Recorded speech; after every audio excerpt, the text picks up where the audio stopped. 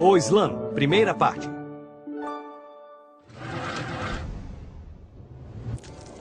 Imagine um deserto. Um enorme deserto. Com dunas que se estendem até o horizonte, como as ondas de um oceano gigantesco, mas um oceano de areia. Esse é o deserto árabe. Mas não é de areia em todos os lugares. Aqui e ali você pode encontrar algumas fontes naturais de água chamadas oásis. E as primeiras tribos árabes que se estabeleceram em torno deles. Espalhados por todo o deserto e muito longe uns dos outros, esses povos, que eram pastores e comerciantes, muitas vezes não se davam muito bem. Não, discuta. Esse é o Nada meu disso, camelo, esse é meu. meu camelo. Não, é meu. Não, é o meu. Esse é meu. É o meu. Eles lutavam uns contra os outros o tempo todo. Até que um dia, uma força incrível e invisível chegou. Uma força que apareceu entre as areias do deserto, como a água fresca de uma nascente. Essa força era a fé. Uma fé enorme, capaz de mover montanhas. Essa fé estava em uma nova religião chamada Islã. Ela uniu os povos da Arábia por um objetivo comum. E um novo império foi criado. Esse império se tornaria um dos mais ricos, mais complexos e refinados da história da civilização. O profeta Maomé. Por volta do ano 500, Meca era uma das muitas cidades espalhadas pelo deserto. Mas tinha uma característica única. Acreditava-se que toda a grande pedra negra de Meca havia caído do céu. E muitas pessoas de lugares diferentes fizeram peregrinações a Meca a fim de meditar e orar.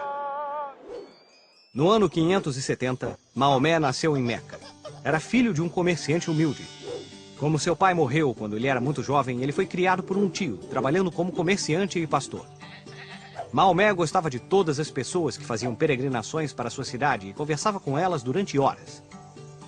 Embora ele não soubesse ler, gostava das histórias de Abraão e de Jesus e lembrava delas com facilidade.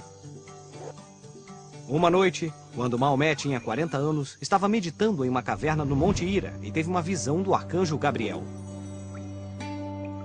Maomé estava preocupado. Ele não sabia se o que tinha visto era real ou apenas um sonho.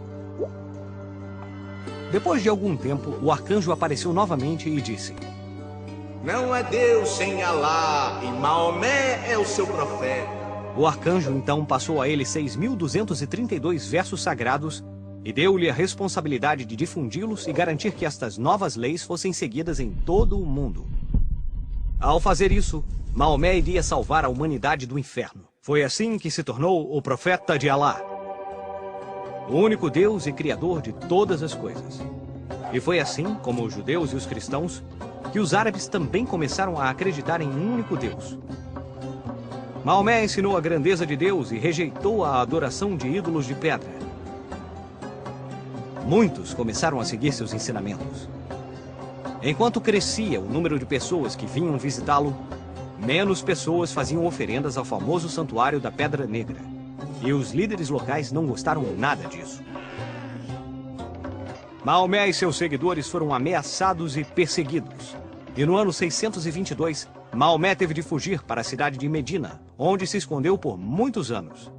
Essa migração é chamada de Hégira, e é considerada pelo Islã como o ano zero, o ano a partir do qual o calendário islâmico começaria. Assim como o nascimento de Cristo para o calendário cristão, ou o dia em que os judeus foram libertados do Egito para o calendário judaico. O poder da fé. Islã significa submissão à vontade de Deus. E todos aqueles que começaram a seguir os ensinamentos de Maomé foram chamados de muçulmanos, que significa crentes.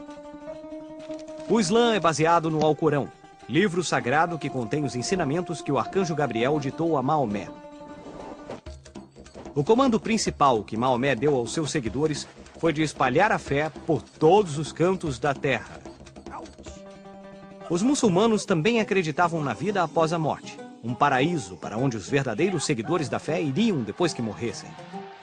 Lá, encontrariam cachoeiras de leite e mel, e poderiam ter tudo o que conseguissem desejar. Mais leite, por favor.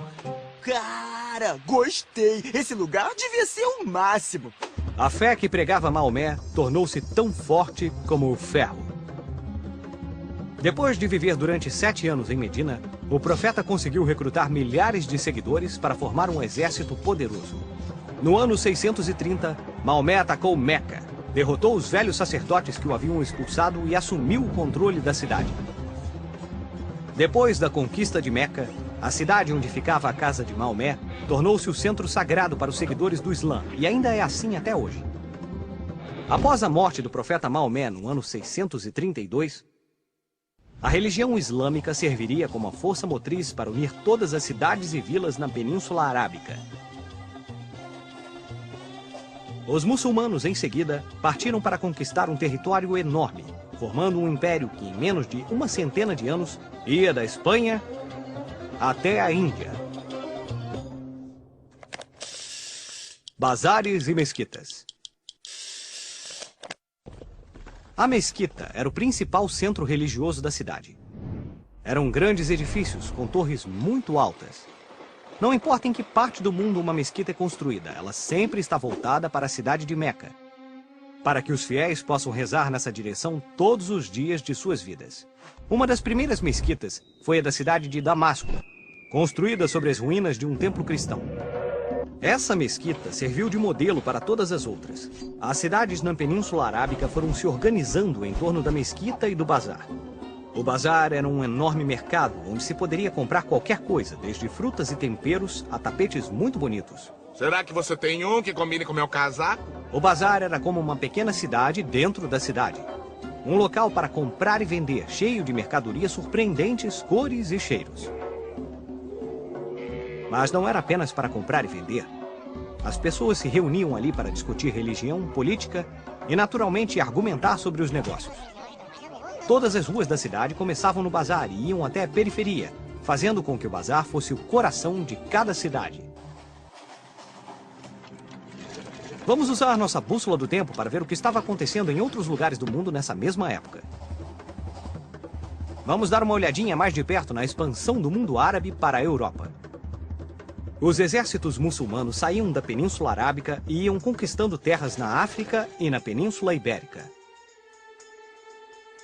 De lá, eles estavam prestes a conquistar toda a Europa.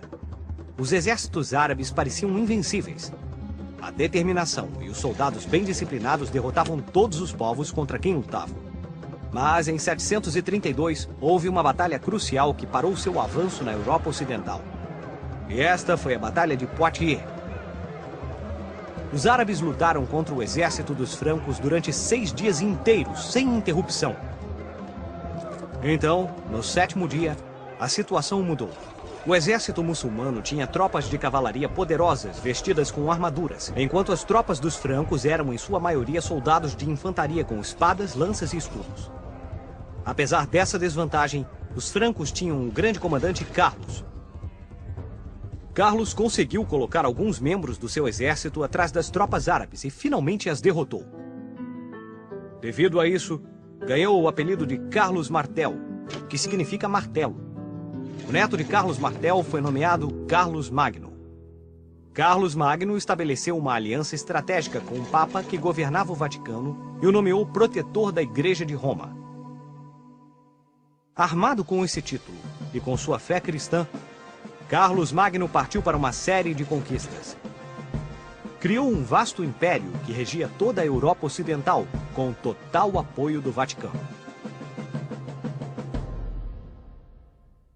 No próximo episódio, O Islã, segunda parte, As Mil e Uma Noites são uma enorme coleção de contos fantásticos do mundo árabe.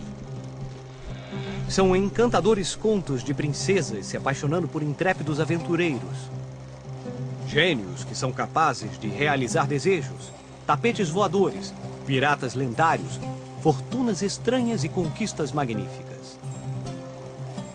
São histórias dentro de histórias, dentro de histórias, interligadas entre si como um grande conto, enorme, infinito. Histórias que se passam em uma grande quantidade de países influenciados pelos muçulmanos na época.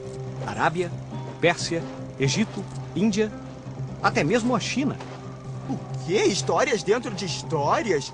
Contos sem fim? Mas como é que pode uma coisa dessas?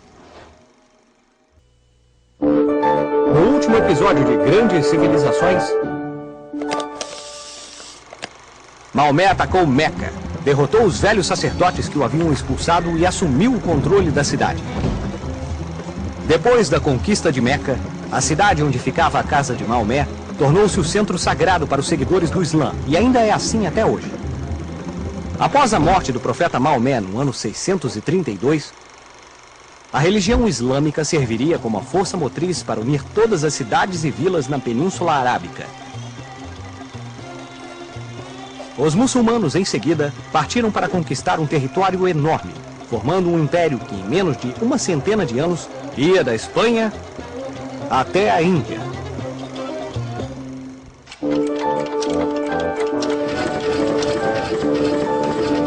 Grandes Civilizações.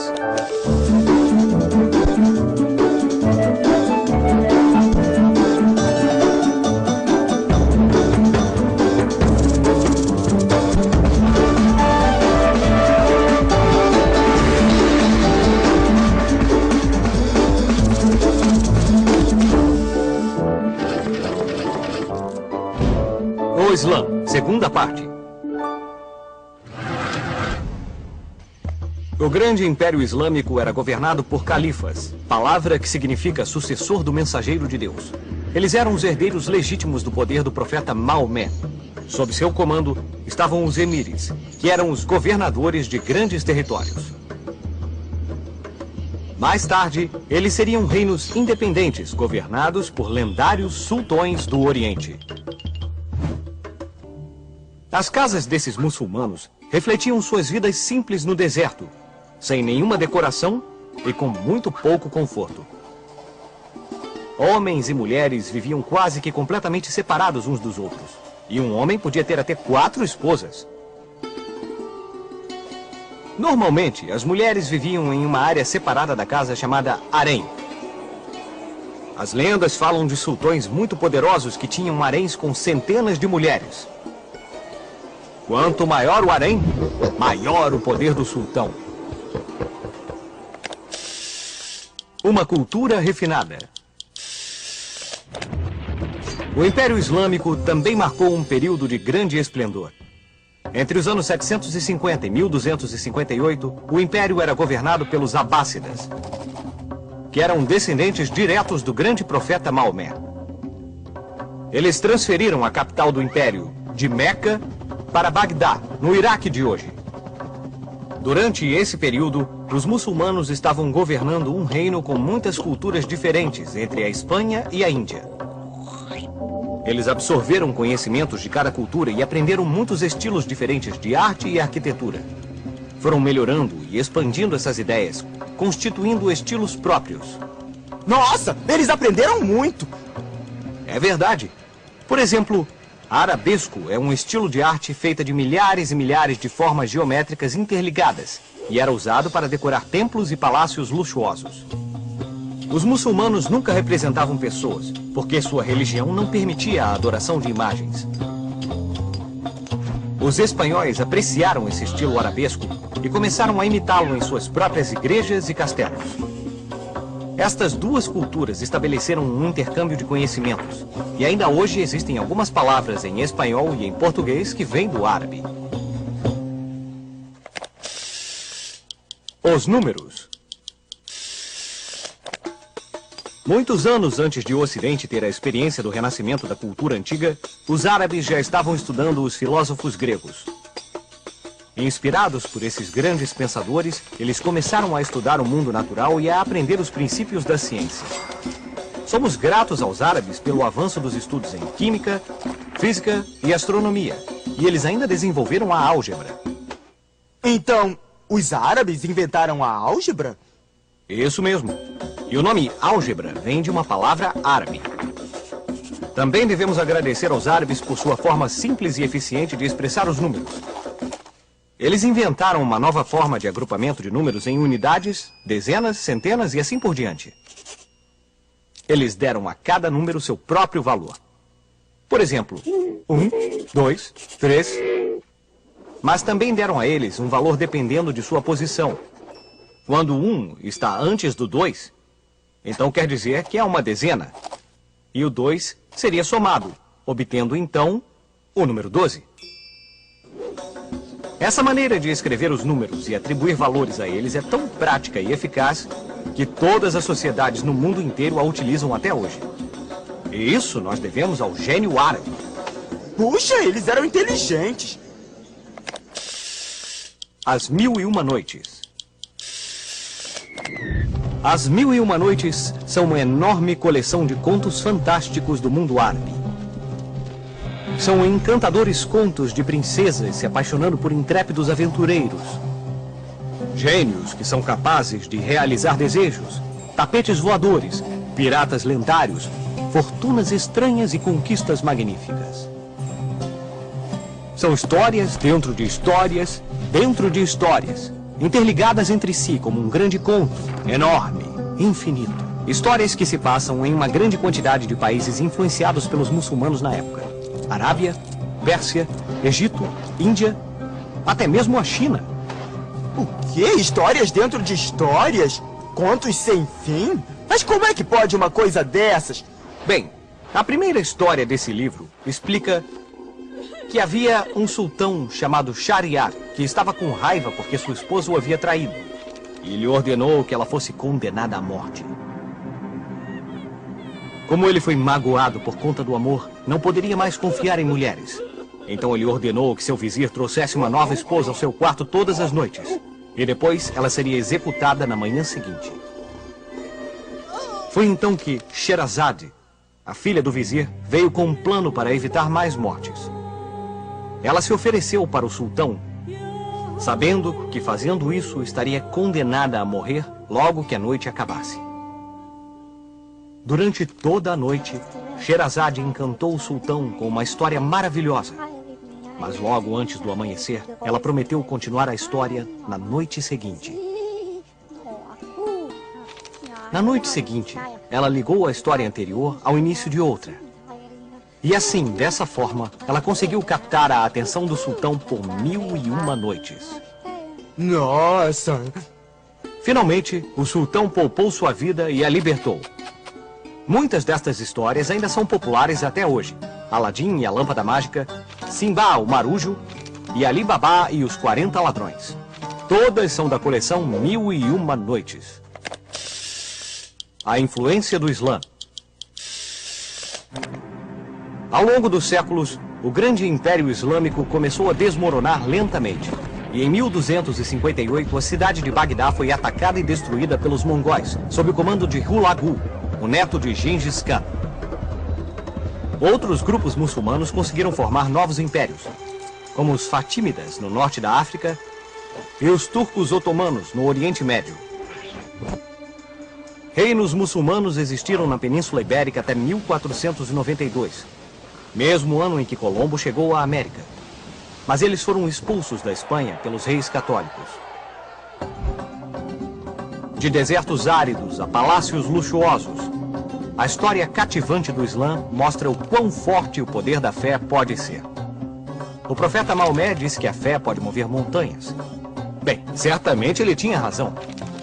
A força do Islã conseguiu unir inimigos, criar riquezas enormes, desenvolver a ciência e influenciar o resto do mundo com o charme delicado de seus escritos e de sua arte.